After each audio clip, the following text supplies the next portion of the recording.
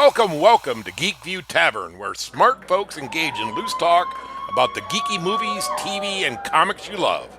Remember to like the video, share it with friends, and please subscribe. In this episode, the guys at the end of the bar take a deep dive into the shallow end of Marvel's favorite non-team, the Defenders. Okay, Skeeter, hit the intro.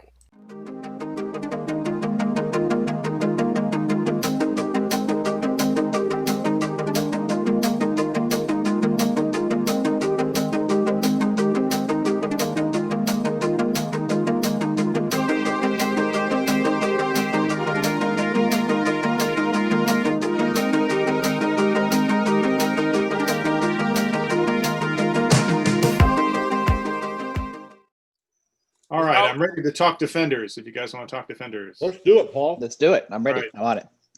I will share my screen. Yay! Fun time. My little improvised Defenders presentation. Now, most fans might think Is that that Sal? Cover? It looks like a Sal cover to me. It looks like a Sal face on Hulk. There it is. It's not a style layout though. That looks like a Marie Severin layout. So how can we find out who did that? Perhaps Sal was the inker then. My guess. Yeah, maybe.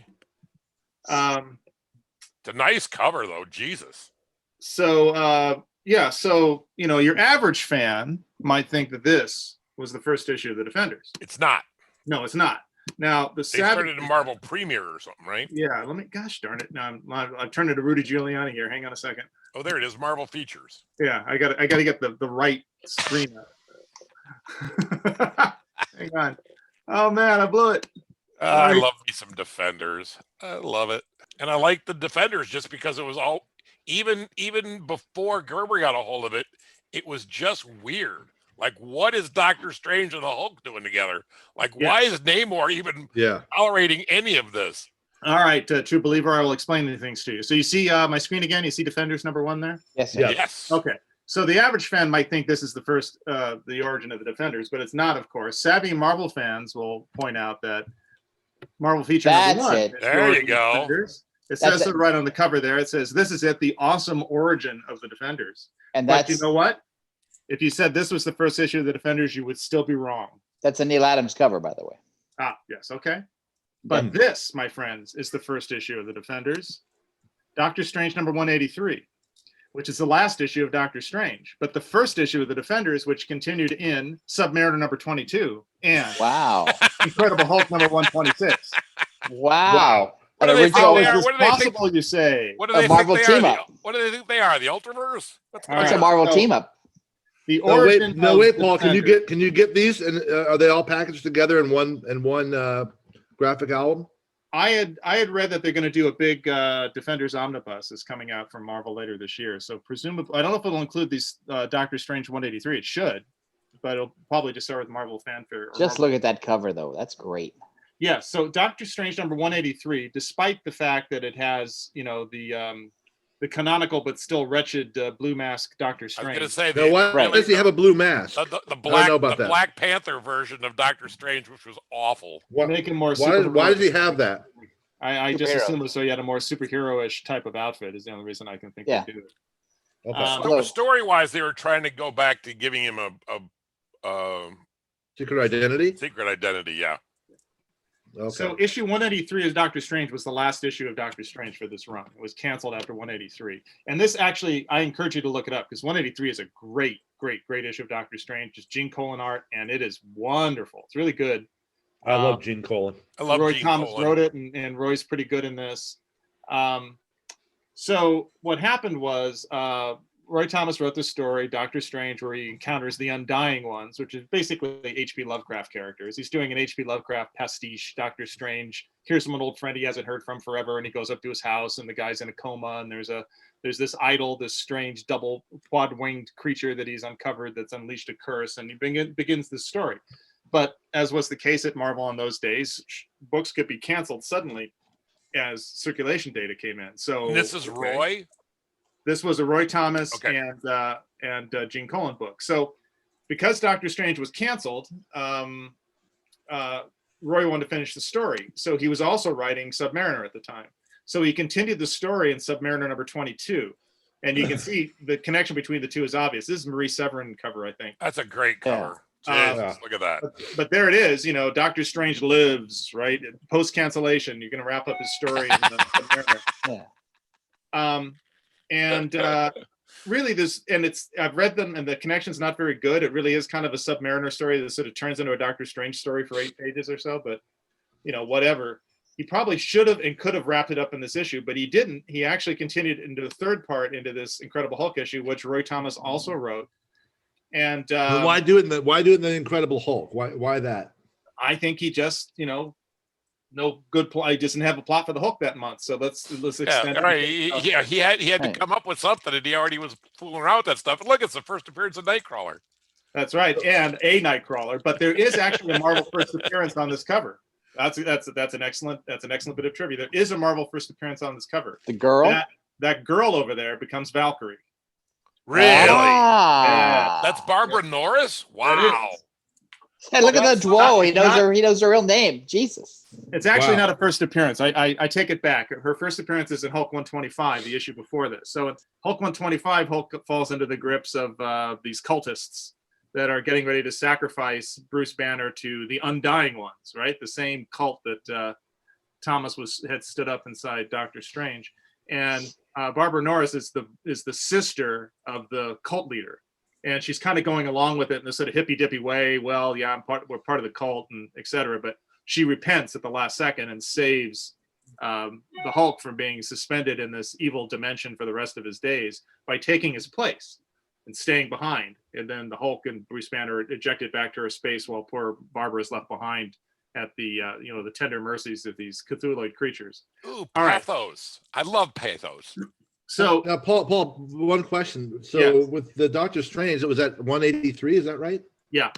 That's a long fucking time, right? That's I'm going to guess. Well, that's November. Picked up the numbering from Strange Tales. Right. It took over the Strange Tales numbering. Yeah. Right. And that's 183. There weren't 183 issues of Doctor Strange. No, that didn't happen. And also, okay. Also, this is cover dated November, and the next one is February, and then the next one is April. So every other month. It's a long three-parter. Took him 6 months to get through that. Now, so Thomas told this story in 3 parts, and it becomes more and more incoherent as you go on, and none of it's as good as this first one, right? And it's forgotten. Now, I'm just connecting the dots here. I don't know what the specific origin of Defenders is. I'm going to guess that it was a case of, Stan Lee has this idea, well, team books are hot. Give me another team book that isn't Avengers and call it Defenders, right? That's about all I could get out of the Wikipedia page was Roy Thomas saying, I would never call something Defenders. That name's too passive. I like names like the Invaders, right? Right. So it sounds like it began as an assignment and said, go do a superhero book that doesn't include the Avenger characters. So Thomas, remember, never liked to invent anything. Right. He always liked to go because he thought he was getting one over on Marvel. I'm not going to create anything new and make them a lot of money. I'll go into their files and resurrect things they already own, right? And of course, to turn those into multi-billion-dollar franchises. Right, from which he will never share. I have a theory, Paul, about that, given the history. Okay. Doctor Strange is canceled. Yeah. Submariner never sold well, and Hulk never really sold that well. So if they were all in the same book, they could keep the characters active and trademarks and all that alive. That's true. That may very well be even if they had to cancel all 3 of those, one-only books. Or that may very well have been the impetus behind it. You look at it. Oh, sorry. So go ahead, Tom.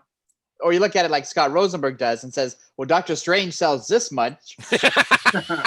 Namor sells this much. Hulk sells this much. Imagine if they all got together and had a little party. They'd be our best-selling It'll be additive. That's right.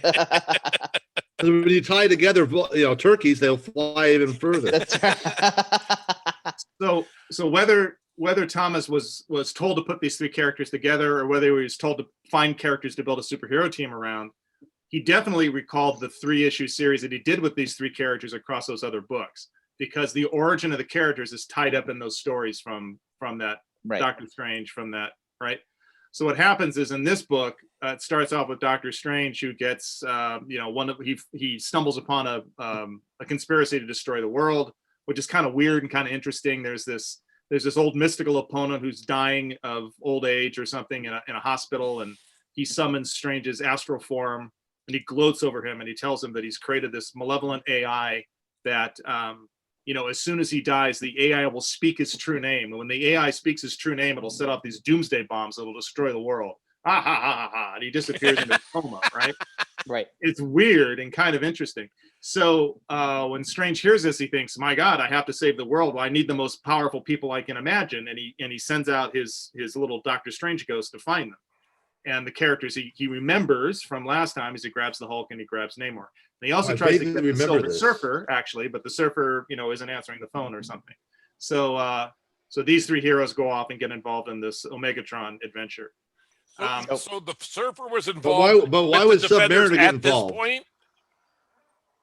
They did try to the Surfer does show up eventually in like issue 2 or 3 of Defenders. He's only sort of name checked in the first. It's like I didn't, that wasn't my memory. I thought he joined a little bit later, but okay. That's interesting. Okay. So I'm looking at this cover and I can't stop focusing on Doctor Strange's feet. Like, what kind of shoe is that? He doesn't wear boots. He's not wearing shoes. It's his leotard that he's walking around in. Yeah, but that's always been that way. I know, it just struck me as like, how doesn't he wear that out? How magic are those pants? he levitates, so he doesn't really touch the ground anyway. That's right. He just hovers. Okay. but Submariner and Hulk are both anti-heroes. Yeah, and non-joiners. So how did they? I don't remember. So how did they address that aspect? It's like, why would they join a team with anybody? It's all, these heroes join. They're always when Strange finds them, they're always in the middle of doing something. Submariner's swimming around, Hulk's masturbating or something. It's like, leave me alone, magician, right? Give me a Hulk smash one out. But he always manages to convince them to throw in with him, for some brief period of time by, professing friendship or self-interest, and they come and join him with great reluctance, and they beat the hell out of something and they go back to their corners. Yeah, because that's part of the DNA from the beginning. Yeah, don't the issues, well, I haven't read them in 40 years, but it seemed, my memory is that at the end of almost every issue, they almost always quit. Yeah. And they it's like a thing where they defeat the villain, and then there's a page or 3 or 4 panels where the Hulk or the Submariner just go, hey, I'm out of here now. I'm tired of you. They do. They make a big deal out of that. Right. So the first couple issues are about that. They're always about the sort of loose affiliation of these characters. The stories are also supernatural. That's the other kind of thing, is that these stories are all, whereas the Avengers are grab bag and do all the things. The early issues of Defenders are about conspiracies and covens and extra dimensional monsters and it's all around Doctor Strange, right? Yeah, Doctor Strange is the protagonist. He's the guy that brings everything together, so that's kind of his sphere. He's not really going to stop a bank robber or anything. Right. So they do, I think, 2 issues in Marvel Premiere. Is that what it is? Marvel Feature. Marvel Feature. They do a couple issues of Marvel Feature, and then they immediately, hey, this thing's like got an ounce of energy in it, so let's make it its own book. And this cover here, he's still in the middle of that Undying One story. Anytime you see those 2 stupid winged characters, those are the Undying Ones. Those right. Are the Cthulhu bad guys. So through the first couple issues of Defenders, it's always about trying to sacrifice this person or that person to bring the end of the world around. But I just want to interrupt to laugh at the Undying Ones, because what costume are they? They look like they're ready for like low grade Halloween. And this is why I encourage you to go read Doctor Strange number 183, because Gene Colan draws those characters and they're awesome, right? Right. And what they are is just this crazy swirl of lines, and your eyes can't get a fix on anything, and it looks like a statue, but it's alive, and you go, I don't know what that is, but that's a great extra dimensional monster, right? Yeah, and then in the next issue, where Marie Severin is trying to draw it, it's like, what's the model for these things, right? I don't know. If he's drawing these 2 people with wings, it just doesn't work. Even Marie didn't know what they were supposed to look like. This looks like Hawkman's porn. Yeah, it's bad. Nothing wrong with that. Hey, and the origin of the Defenders got caught in the middle of that weird time when comics went from 15 cents to 25 cents back to 20 cents. Yes, that's right. Because the first 3 were 15. Oh, you're right. Marvel Features number 1 was 25, which means there's extra pages in there for some reason. Right. Or, there's an extra story on top of the lead story. By the time But this didn't come out till August, and that was dated December. No, it was April. Back to the other one, Paul. Marvel feature. December. Yeah, that's December, and Defenders 1 is until August. Yeah. So that's kind of interesting. Anyway, it's also in that era where comics codes relax a little bit, and you're getting horror books, right? So right, sure, yeah, oh yeah. So Thomas writes, I think the first issue of Defenders, and then pretty quickly turns it over to Englehart. And Steve Englehart actually finishes up this Undying Ones story, and they go back after beating the Undying Ones. They find themselves in this extra dimensional area, and they find Barbara, who was left there, who's been there holding the portal closed, and she's gone insane, right? And not only is she gone insane, but Englehart has to twist the knife and point out that she is mated with the Undying Ones. Oh God! Right? That sounds like Englehart. Like had sex with them, yeah. And separating her from them actually accelerates her madness and drives her insane. So they feel this, it's that girl that I abandoned. I finally have a chance to rescue her. They bring her back to Earth, but she has lost her mind. She's screaming, insane, non-functional, right?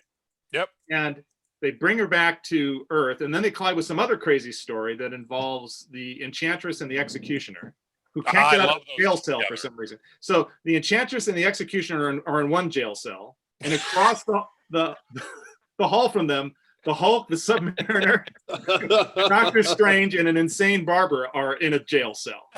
And for some reason, between the five of them, they can't knock down a door. So the Enchantress comes up with this half-assed idea and says, I shall resurrect the Valkyrie, which is a character that had existed previously in another incarnation, right? Who was a manifestation of her hatred of men or something. And she takes the spirit of the Valkyrie and puts it into the insane body of Barbara, who then becomes a new character that is free from the enchantment and allows them to all break out of jail. And that's the beginning of her tortured story. This story also involves the Black Knight, who had been ensorcelled and was in love with the Enchantress and is played for a fool and turned to stone by the Enchantress as a sort of a little coda as she goes off with the Executioner, which leaves his horse, his flying horse Aragorn, without a master, who then becomes the mount of horse, the Valkyrie on the spot, right? So you're not more than 2 or 3 issues into the Defenders before it's like they've changed writers 3 times. It makes absolutely no sense. It's all these spaghetti strands of broken continuity and conflicting ideas. Englehart leaves just long enough to have this poor woman raped by demons and give her a flying horse as consolation prize. They turn the book over to Len Wein, who does his usual Len Wein, craftsman's-like job of trying to knit various pieces together and tell some pretty decent stories. And he realizes, maybe I should do something with this woman Barbara, because this is kind of fucked up, And he starts telling stories about how she goes back to her old town and finds out that she's got a husband that Barbara had abandoned. And that's right. I remember those stories. Her husband was a weird dude. I kind of liked him though. Yeah.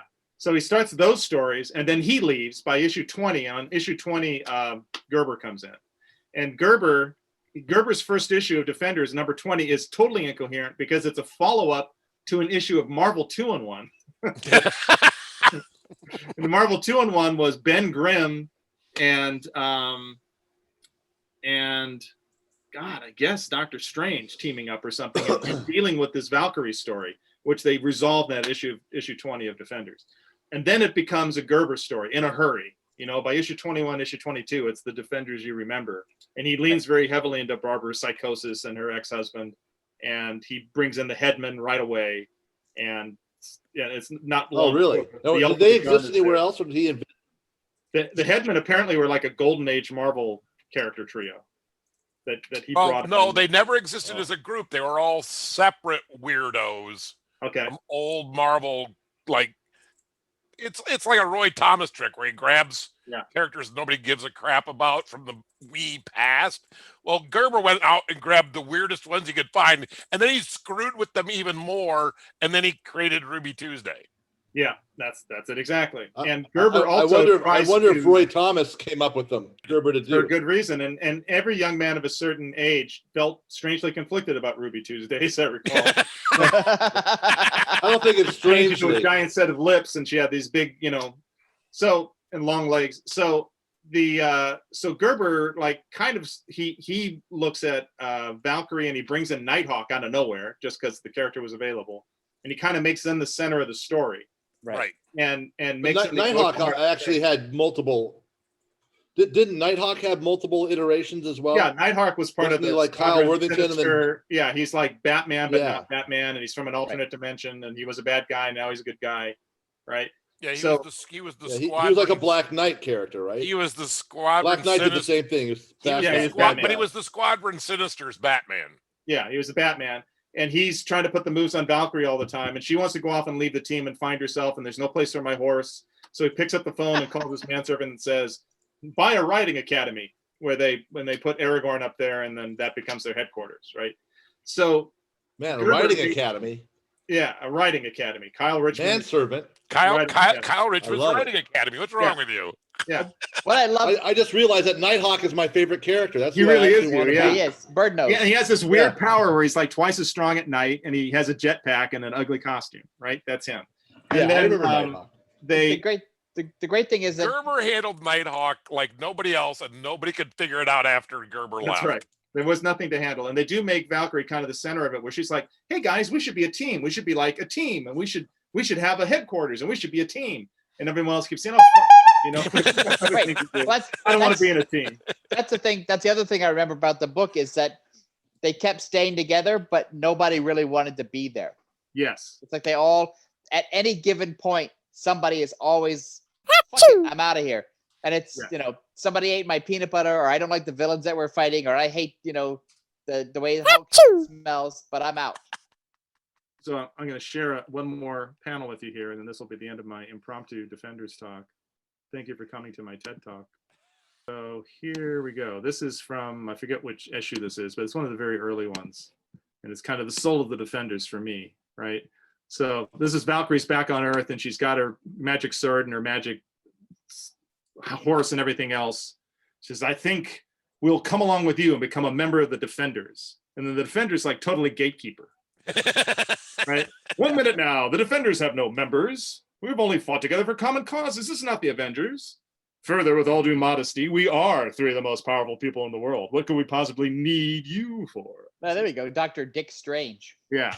Right? Wow. The gatekeeper. What a douche. You hot woman. I don't need you. Yeah.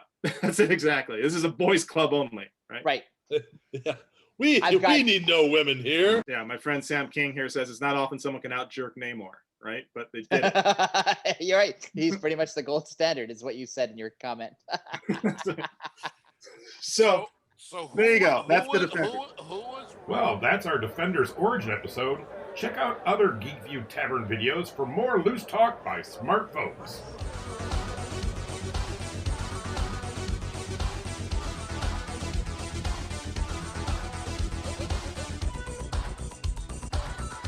Thanks for visiting Geekview Tavern. Remember to like, share, subscribe, and click the bell to get notified. Come back soon.